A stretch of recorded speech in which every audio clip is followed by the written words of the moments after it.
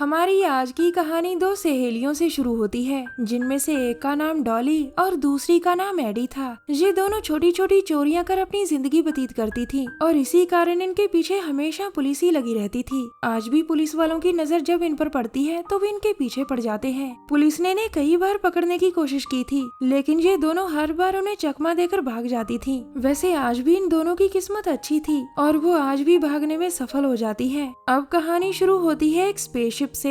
ये स्पेसशिप धरती से दूर स्पेस में तैर रही थी और इसकी चीफ एक कैदी से कहती है, तुमने कुदरत के नियम तोड़कर हमारे ग्रह पोंडा पर हमला किया। अगर हम तुम्हें कैद ना करते तो तुम तो हमारे ग्रह पर कब्जा ही कर लेती। इतना कहकर चीफ अपने आदमियों से कैदी को मारने का हुक्म देती है और उसके आदमी कैदी पर तेजाबी उल्टी करने लगते हैं। चीफ को उम्मीद थी कि तेजाबी उल्टी के आगे कैदी ज्यादा देर नहीं टिक पाएगा, लेकिन चीफ को नहीं पता था कि उसके कैदी का नाम शिवॉर्ग है। शिवॉर्ग, जी हाँ, पूरा यूनिवर्स इसे किलिंग मशीन के नाम से जानता था। ये बहुत ताकतवर थी और पूरे यूनिवर्स पर राज करना चाहती थी। आज भी इसने कुछ ही पलों में चीफ और उसके आदमियों को रगड़ दिया था, जिसके बाद पूरी की पूरी स्पेसशिप इसके कब्जे में आ गई थी। वैसे हम शिवॉर्ग को एक खतरनाक एलियन कह सकते हैं, जो बिजली सोखकर ताकत हासिल करती थी। चीफ को मारने के बाद अब वो किसी नए ग्रह की तलाश में चल पड़ती है, ताकि वहाँ जाकर वो पूरे ग्रह पर राज कर सके। अब कहानी में हमें वेल्मा नाम की एक खगोल वैज्ञानिक दिखती है, जो आज रात अपने टेलीस्कोप से स्पेस में देख रही थी।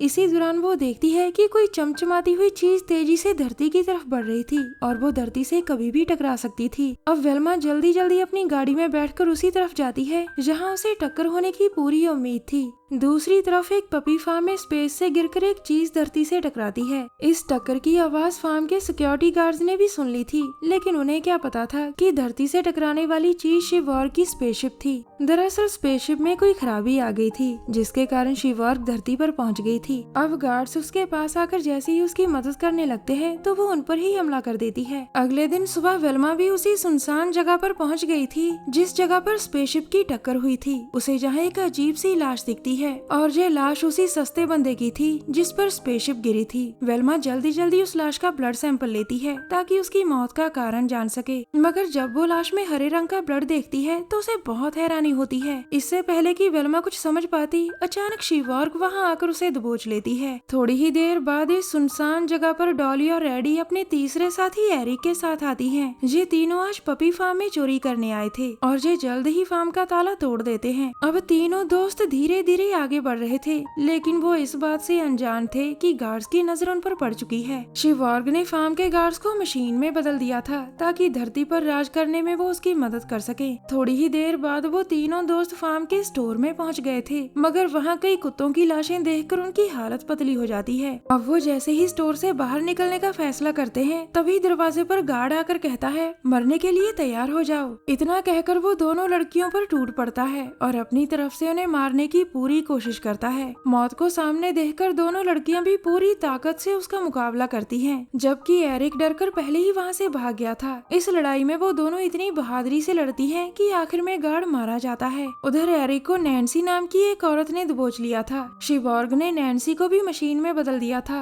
और अब वो भी उसकी गुलाम बन चुकी थी। वैसे वेल्मा भी इस समय शिवॉर्ग की कैद में थी और शिवॉर्ग ने उसे एक पिंजरे में कैद किया हुआ था। नैन्सी एरिक को इसी पिंजरे में छोड़कर दूसरे कैदी को लेकर वहाँ से चली जाती है, जिसके बाद पिंजरे में एरिक और वेल्मा कैद हो गए थे। थोड़ी ही देर बाद नैन्सी ने कैदी को एक चेयर पर बांध दिया था। अब नैन्सी जैसे ही वहाँ से जाती है तो शिवॉर्ग गाड़ी से बाहर निकलकर उस कैदी को मशीन में बदलने लग जाती है। दूसरी तरफ एरिक और वेल्मा के हाथ एक हथौड़ी लग चुकी थी और वो उससे पिंजरा तोड़ने की कोशिश में लग जाते हैं। इसी बीच नैन्सी वहाँ आकर एरिक से कहती है, पहले मैं तुम्हें मारूंगी। उसकी बात सुनकर एरिक बहुत डर गया था, जिसके बाद नैन्सी उसे पकड़कर मारने लगती है। इससे पहले कि एरिक की मौत हो जाती, तभी डॉली वहां आकर नैन्सी पर वार करती है। नैन्सी को बेहोश करने के बाद वो वेल्मा को भी अपने साथ चलने को कहती है, जिसके बाद वो जैसे ही भागने की कोशिश करते हैं तो उनका सामना कई गुलामों से हो जाता है, मगर वो तीनों पूरी हिम्मत से उनका मुकाबला करते हैं और देखते ही देखते वो सभी को मारकर वहाँ से भाग जाते हैं। कुछ देर बाद वो तीनों पुलिस हेडक्वार्टर में पहुँच गयी थी। वो पुलिस को शिवॉर्ग और उसके गुलामों के बारे में सब बताती है ताकि पुलिस शिवॉर्ग को रोक सके, मगर पुलिस उनकी किसी बात पर यकीन नहीं करती और उल्टा उन्हें एक कमरे में बंद कर देती है ताकि वो उन्हें जेल भेजने का इंतजाम कर सके।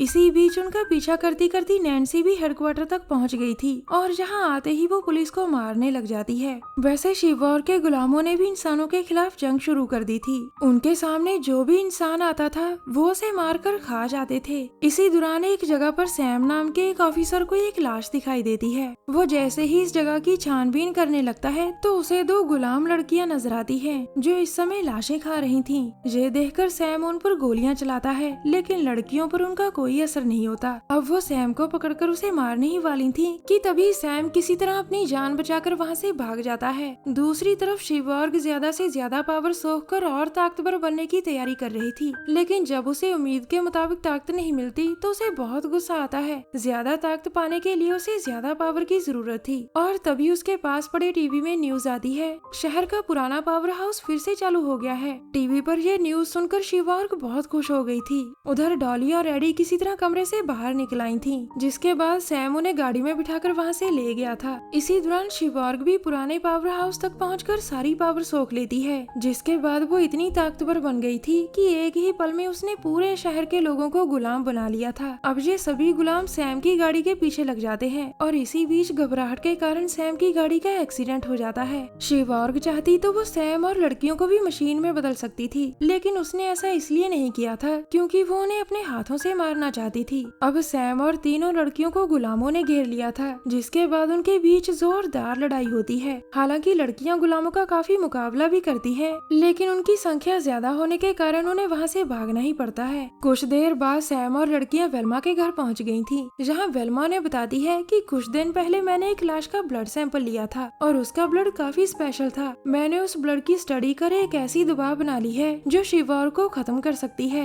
इसके बाद वो चारों शिवौर्ग को ढूंढने लग जाते हैं ताकि वेल्मा की बनाई दवा से उसे खत्म किया जा सके। थोड़ी ही देर बाद डॉली पपी फार्म के पास आकर गाड़ी रोकती है और जब उसके बाकी साथी बाहर निकल आते हैं तो वो उनसे कहती है, तुम तीनों शिवौर्ग को ढूंढो और तब तक मैं पावर हाउस में जाकर पावर काटती हूँ। इतना कहकर वो अकेली ही गाड़ी लेकर पावर हाउस की तरफ बढ़ती है और वहाँ पहुंचकर वो जैसे ही पावर काटने लगती है तभी नैन्सी ने उस पर पीछे से वार कर दिया था। इसके बाद भी नैन्सी नहीं रुकती और वो डॉली को मार मार कर उसे अधमरा कर देती है। दूसरी तरफ शिवौर्ग और पावर सोख रही थी ताकि वो जल्दी से जल्दी पूरी धरती को अपना गुलाम बना सके। इसके बारे में सैम और लड़कियों को भी पता चल गया था और वो जैसे ही उसकी तरफ जाने लगते हैं तभी उनका सामना गुलामों से हो जाता है। इसी बीच डॉली भी मौका देखकर गाड़ी में बैठ गई थी और फिर वो नैन्सी को गाड़ी से कुचलकर उसे मार देती है। इसके बाद वो जल्दी जल्दी पावर काटती है ताकि शिवौर्ग को कमजोर किया जा सके। अब शिवौर्ग को पावर मिलनी बंद हो गई थी, जिसके बाद डॉली भी जल्दी जल्दी फार्म में आती है, मगर शिवौर्ग में अभी भी इतनी ताकत थी कि वो कई इंसानों से लड़ सकती थी। उसने एक ही झटके में सैम और वेल्मा को बेहोश कर दिया था, जिसके बाद एडी उससे लड़ने लग जाती है, मगर वो उसके सामने ज्यादा देर नहीं टिक पाती और जल्द ही उसके हाथों मारी जाती है। एडी को मरा देखकर डॉली का दिमाग पूरा हिल चुका था और वो अकेले ही शिवौर्ग से लड़ने लग जाती है। अब इन दोनों के बीच बहुत लड़ाई होती है और लड़ाई के आखिर में डॉली शिवौर्ग के मुंह में वेल्मा की बनाई दवा डालकर उसे मार देती है। कहानी के आखिर में डॉली, सैम और वेल्मा तीनों ने एक लड़ाई की शुरुआत कर दी थी। ये लड़ाई शिवौर्ग के उन गुलामों के खिलाफ थी जो अभी भी धरती पर घूम रहे थे। हमारी वीडियो देखने के लिए धन्यवाद।